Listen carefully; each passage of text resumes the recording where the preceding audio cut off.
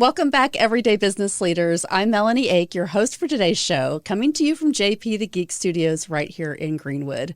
I'm thrilled to have you with us today because we are celebrating remarkable business leaders from our own community. Remember to follow us on our channel so you never miss an episode. Today, we have another exciting segment in store from the Greenwood Public Library. We have Emily Ellis and Julia Reynolds.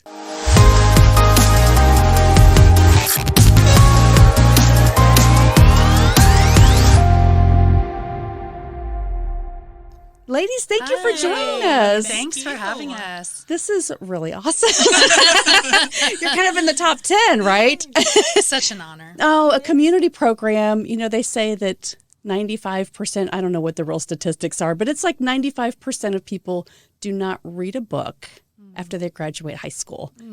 So it's really sad because I think I didn't read a book for a long time. But then you find out either personal development or community development or something that you're doing in your work causes you to get really involved again and think about what's inspiring you. Yeah. And so you guys provide all these resources at the Greenwood Public Library. So thank you for coming on. Thanks for having us. This is awesome. So you, Julia, you are in charge of grants, and Emily, you're in charge of kind of too much, all these things. But we want to dive in today because I want people to understand the resources that you provide and what we don't know about, right, when we go through those doors. That's what we say about ourselves all the time. We are a hidden gem in the community, and we don't want to be hidden. We want to be front and center, and we want to be used every day. Every day. And so with the new parking, I know things have really changed if people haven't been to the library recently. Tell us kind of what, I know from a grant perspective, the things that you have gotten approved. What's new and happening that we need to know about? Well, we've been working on our strategic planning for the coming year, and we're really focused on who's coming into the library every day, our wide audience. We have such a diverse community in Greenwood, and so we're trying to target our smallest of patrons, and we have some really exciting plans for them, all the way up to business leaders who are our neighbors in Greenwood. I'd say the newest thing that's happening at the library is our newest staff member. Some would call him a mascot. His name is Fable the Fox. Oh. And Fable is our ambassador for early literacy.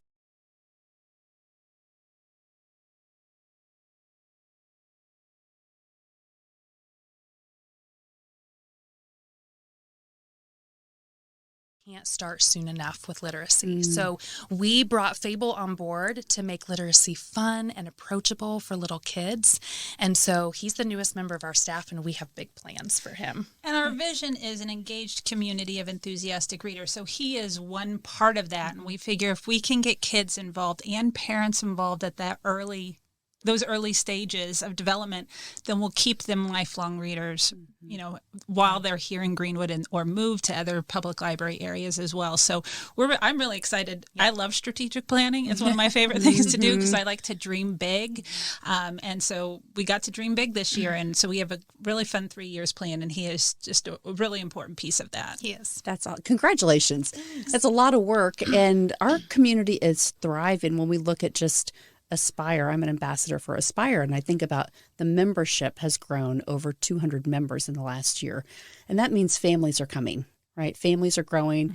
Economic development is growing. So what has your membership looked like over the past couple of years just at the library alone? Well, that is one of the trickiest things for us that our tax base, we are tax funded. So everybody that lives within our taxing district has a free library card. Finding those people can be tricky because if they're not following us on Facebook or coming into the building, they probably don't know about us being a hidden gem, everything that we offer. So we have seen our card registration going up, and that's been a lot of hard work through outreach, what Julia's doing out in the community to make those partnerships, doing big programs that attract people into the building. We are also in as prime of a location as you can possibly be in Greenwood, right next to Old City Park, which is absolutely beautiful now, right next door to the field house. They're doing such amazing things in downtown Greenwood. So we're seeing people come, spend the entire day, families coming in to use the bathroom and then going, hey, what is this building? And then they stay. And then they're like, hey, let's go explore this or let's check out this. And so they're here to stay with us now. So we are seeing those numbers going up, which is really exciting. But part of that strategic plan is, where's everybody else? How do we get to them? Let's bring them in. Mm-hmm. I think one of the things that we've used recently is your conference rooms downstairs. Mm-hmm. And so if people don't know about this, I'm like, go get the conference room. It's awesome. It has a kitchen. Like you have a microwave if you want to bring popcorn in or whatever. But what I love is what a lot of businesses don't even think about is the divider wall. Mm-hmm. It's a whiteboard. It's a whiteboard. It's ingenious, right? Yeah. So that's like so perfect. And how many people can rent the spaces up to, 100 people? Yeah, I think with the rooms combined, it's about 175 combined. It's amazing. Yeah. It's an amazing And we space. just went through a $4 million renovation. And so everything in the library has been touched in the last 2 years. The things that you see and even the things that you don't see, the electrical work, things like that. But everything that has been put in place, like the whiteboard that retracts and can split a room or make 2 rooms, it's all been strategically chosen. You know, it's all there for a reason and a purpose. And it's beautiful design. So we're really lucky. We have such an incredible space. You do, and you have a podcast room upstairs? We do. We have a studio, and this is Emily's baby. We have a studio and a recording studio, and it just got an extra refresh. It's amazing. The Makerspace opened in 2019. It's like, wait, we started 2018, opened March of 2019, and perfect time for COVID. Perfect time. We had a great first year, and then but it was actually great because we had no idea how to run a makerspace. So we built the space, and we learned so much that first year. And then having a reset because of COVID was actually kind of nice. We knew what worked, what didn't work. So we had this recording studio built, and as soon as COVID happened, we were up and running with online programming because we had already built the space. But earlier this year, we were taking a look at that space in this beautiful new building that everywhere had been touched, but that space hadn't been touched. We're like, you know what? This needs some love. And so we have acoustical paneling, a whole podcasting setup, a video area. It's so beautiful. And we have a lot of people really excited. We have a guy cutting a whole album in there. He just brings in his guitar and he's recording an album. Wow. We had some people come in and do like video tutorials in that space because we have a nice background now. So it's really exciting to see how people are using both the makerspace side and the recording studio side. It's my favorite little corner. It was what I dreamed about forever, and it became a reality. We should remind people it's a library, so it's free. Yes. Yeah. Like, that's what's It's so all free to use. amazing. So we really encourage people to come in and check it out and see how can it be used for you. Our studio has equipment like a Glowforge, which is a laser printer, and we've had business people come in and make coasters for their clients or keychains for new residents in an apartment building. I mean, it can be used, and it's there, and it's available. My favorite, we have a VHS converter. And one day... Wait, what's a VHS? So you can bring in your old, you know how you bring in your old videotapes and you can make them digital. And so one day the former police chief walks over with a sealed bag, opens it up because he had VHS that was evidence, and he didn't know what was on the VHS tape. And he goes, can I have a moment? And he stuck that in the VHS converter. It was able to, I was like, well, I never imagined that this did. Never thought that this is how this was going to be used. This is great. That is so cool. That was one of my favorite moments. I was like, this is happening. This is happening. And so for those people who say, I'm one of those people that I just don't read. I don't remember the last time I read a book. That doesn't mean you shouldn't come in. You know, a library is not a museum. It is not going to look the same that it did 30 years ago. It's going to look very different. And we serve our community in very different ways. We have new spaces constantly being used in new ways. And so people need to come in. And we've had those non-readers walk in and then like, oh, this makes me want to read. Being around these books, seeing how it is a live space. It is not that blast from the past when you walk in, that it's a living and breathing space. And they're like, oh, maybe I'll check out a book, and they'll get a card and check out a book, which is fun. Well, what I love is from a business owner standpoint, you can go up and get the conference rooms too. Yeah. Just if you need to meet with somebody and, you know, it's too loud in some of the coffee shops or there's not enough space because, you know, we've only got a limited number of 50 coffee shops. Yeah, right. But still, sometimes you just want that space to work in. And so you have monitors and you have, you know, your computer set up and then you have these small cubicles too. So it really does make a lot of smart sense for anybody. And if you have kids, they can go into the kids area Exactly. and play. We also have our boardroom, which we use for our Board of Trustees meetings, but it is available for public use too. So if you need a space that feels a little more professional with a board table and nice chairs, we have local organizations that are using that for their monthly meetings. And so you have that space available to you too, which is nice. Gosh, that is so awesome. Yeah. So if we want to get a library card, do we have to live, I know everybody asks this, do we have to live in Johnson County to have a Greenwood Library card? So that's a tricky question. Let's go back to the 1980s when this started. No. Right, but one that we love answering so Yes. that we can clarify things. Yeah. So we represent the Greenwood taxing district, the Greenwood City taxing district. But not the full city. Yes, and so I live in Johnson County, but I don't live within that Greenwood City taxing district. Luckily, Johnson County has an amazing public library system as well, and we have an excellent relationship with them. So if you live in Johnson County, can you get a Greenwood Public Library card? Yes. You just have to get a card through Johnson County first, and we have a reciprocal relationship together. So if you have a card at your home base where your tax money goes, then you can get a card with us, and vice versa. Awesome. So if people live in Marion County, That's a different story. okay. Yeah. But that, because here we're serving, we're No, that's right important. in this and area. we see Marion County patrons all the time. So that's a different card. It is that you can purchase a non-resident card, so you would be paying the amount that a resident would pay for taxes. So that changes every year depending on what, the levy is for that year. You can also purchase a plaque card. So if you love libraries, and that is your thing, which there are some people out there that they love them, if you purchase this plaque card, it gives you access to every single library in the state. So you show your plaque card, they will give you a library card for that library, and you can go anywhere with it. It is a 1-year term, so you do have to renew that every single year, but there are different ways to get that card. You don't have to have a card to use the spaces, though. So if you want to use the meeting rooms, the study rooms, the maker space, you don't have to have a card for that. That's awesome. Hi, this is Melanie Ake. When you visit everydayleaders.com, you'll find valuable resources to become a better leader in your life. Women's leadership programs, including Top Floor Women, our monthly networking events, corporate workshops, and strategic business coaching services. Discover classes and products to develop yourself, including our morning leadership devotionals. Don't forget, order one of my inspirational books, sign up for classes, or pick up some gear in the Leader Store. Listen to the Everyday Business Leaders podcast, apply to be a guest in our studio, or even sponsor your own commercial advertisement. Contact us today at everydayleaders.com. You guys are on the move. We try. We're trying. We have an incredible staff. And like Emily kind of mentioned earlier, we dream big. And we're very fortunate. We have an incredible foundation that I work with. They are always advocating for us, looking into fundraisers for us so that we can dream big, because the foundation is what allows us to have all of our programs. We fund the programming for the entire year.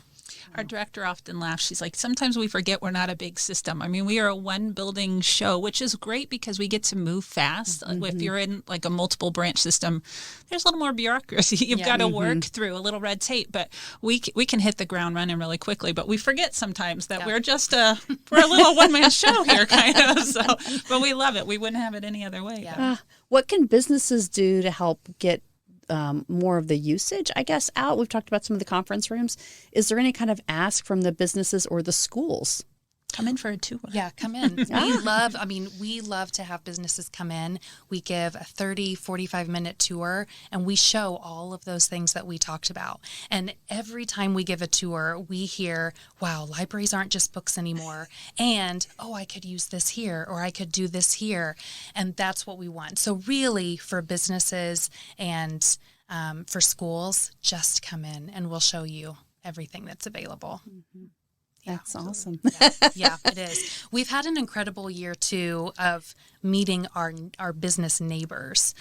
We started a new program this year called Hello Neighbor, and it's a monthly networking hour that is just for Old Town Greenwood. Emily mentioned we are right in the heart of Old Town, and we kind of realized we didn't know our neighbors. We didn't know some of the restaurant owners or some of the store owners. And that's because Old Town is changing a lot. Yeah. There's so many new owners that have popped in. And so we host this networking hour once a month for businesses to come in and just talk to each other. What's going well? What do you need help with? How can we partner together? And we've been able to learn about upcoming events and programs. We've sponsored each other. It's been pretty incredible. We just started that this past March, and it's amazing. We've had about 30 businesses come through, and that's what this is all about, is focusing on our neighbors and how we can serve each other and help each other out. Well, and all of the Main Street, now that the construction is trying to get Almost over. there. Right? It's done, Melanie. It's done. Yeah. It's now in Madison, but if you haven't been to Greenwood in a while. Well, even if you haven't been in a while, it's still difficult to get around. But here's the great thing, the way that they've redesigned how you get around even the construction. I'm sure that's probably helped you with visibility. Yeah. Because people are like, oh, what's that building over there? And it's a beautiful space. The park is beautiful. And we're so excited about what's coming. I mean, Greenwood was already walkable, but it's becoming more walkable. And so the more connected we are, it's just really exciting to be right in the heart of it. Yeah. And the Madison right next door, the beautiful new apartment and townhomes. We've got built-in patrons. Just hope, we can't wait. They have a wonderful manager that's one of those friendly Hello Neighbor organizations. Yes. And so we're already sending care packages and that for the new residents. And so it's been fun just to build those friendships and to build that community. And you see it from everybody, which is really exciting. Yeah. That's awesome. So tell me about the adult activities. I missed it last year, but you had a special event. Listen, Melanie, and even if you missed it, we have some incredible things coming. I know. I want to hear about it. Yeah. So for 2 years now, we've had Library After Dark, which is a chance for adults to join the library, to enjoy the library when the kids are gone, after hours, and we've had a lot of fun with it. It was a lot of fun. Yeah. Yeah. It was a little stressful because we'd never done it before, but it was so when they come in and you just hear them laughing. My favorite was we did live action Hungry Hippos. And so see these grown adults laying on their bellies on these little scooter thingies and grabbing plastic balls and you're like, So hey, good. what else can we get them to do? This Yeah. is exciting. We've had them do laser tag. We brought in professional caricaturists. We've done like video game tournaments and race car driving. I mean, it's incredible. So that will be coming back because that's been a hit. Just this past weekend, we had True Crime Mini-Con, which was our first time doing that. Awesome. And it's a fun event to go, wow, you're all my people. But this is weird. You're all my people. Like, we're all Do I into really true trust crime, you? right? Everybody's looking over their shoulders. But we had all kinds of guest speakers come in that have YouTube channels about some, really high-known cases.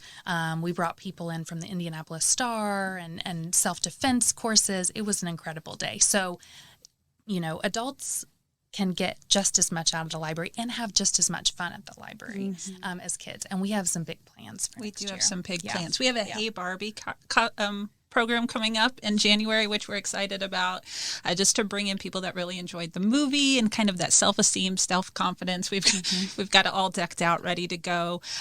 We have a really, really fun event coming up next fall that we're planning now because we just can't help it. We're that excited about it. And it's a bookish readers retreat so it'd be author visits using community partners, those Hello Neighbors that we are building those relationships with. So people will be able to move around Greenwood and enjoy different businesses and that type of thing while just enjoying reading and talking about reading and books, which is our highest goal.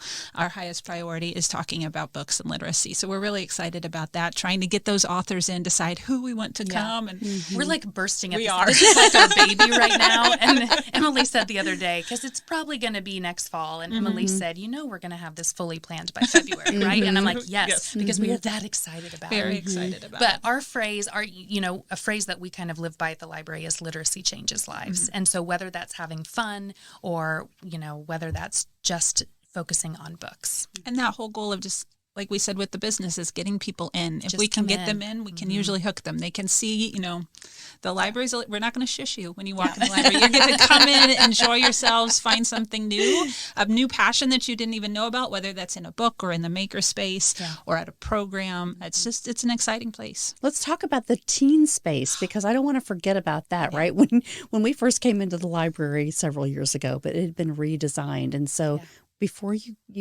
go to the elevator and you're like, wait a minute, but what's behind that glass door? I'm not allowed in there. You're not allowed there because teens, let me tell you, now that I almost have one at home, if adults are in there or little kids are in there, it's not cool.